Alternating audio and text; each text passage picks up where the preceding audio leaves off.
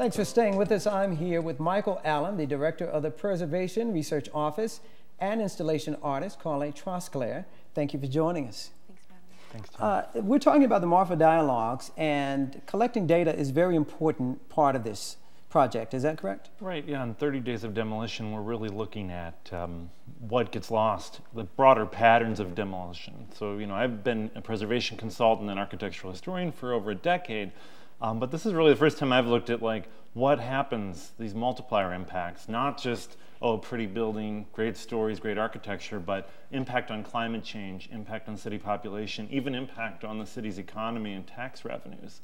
So and you brought some visuals of this too, of some of the buildings that have been torn down over the last 30 days? Yes, we looked at permits from June of 2014 in the city limits. And so I think there's some images here showing some of the houses on Evans Avenue around Rankin Technical College, where 26 houses were demolished in May and June.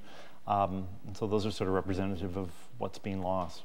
And what will happen with this data? What do you do with it? We have collected it into a brochure, so it's not just building by building, but there's also a sort of analysis and a big summary essay that ties this all together and back to the Marfa theme, exploring climate change.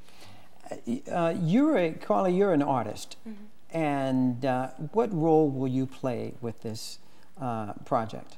So my part of the project altogether is constructing and designing an installation to accompany the data and the panel discussion that will also take place. So the installation is acting as a memorializing marker to kind of tie together you know, property that's been lost in the 30 days. And the installation is actually going to be across the street from the Pulitzer on a vacant lot. And it will represent the floor plan of a house, of the home that was built there. So it's a way to kind of connect, to thread together what we've lost currently in 30 days and then what's been lost historically on that site. This is essentially about awareness for the public, is it not?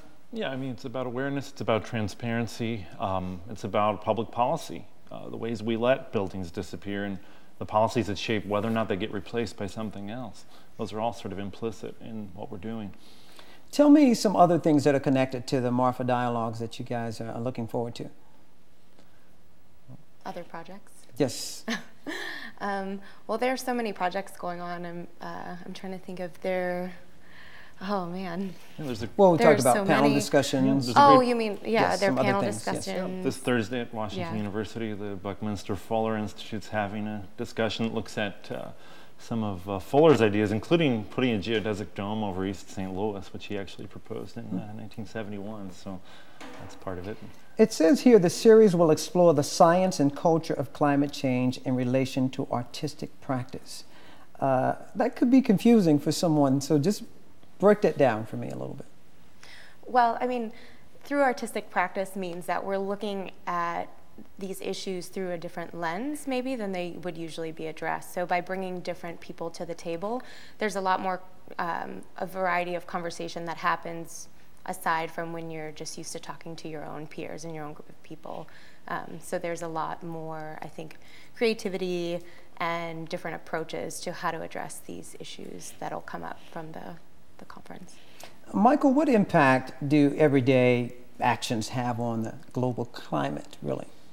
Well, I think they have quite a big impact, and I think, you know, our project really underscores the impact of what seems like a very simple decision: tearing down the vacant house next door, asking your alderman or elected official to do that, looking at how that feeds, you know, a broader pattern. Hundreds of billions every year, hundreds of pounds of building material, the ability for the city to house more people. The fewer people that can live in the city, the more we sprawl out, the more auto-dependent we become. It all spirals out and extrapolates into what can be very, very messy and problematic for the long-term health of the planet.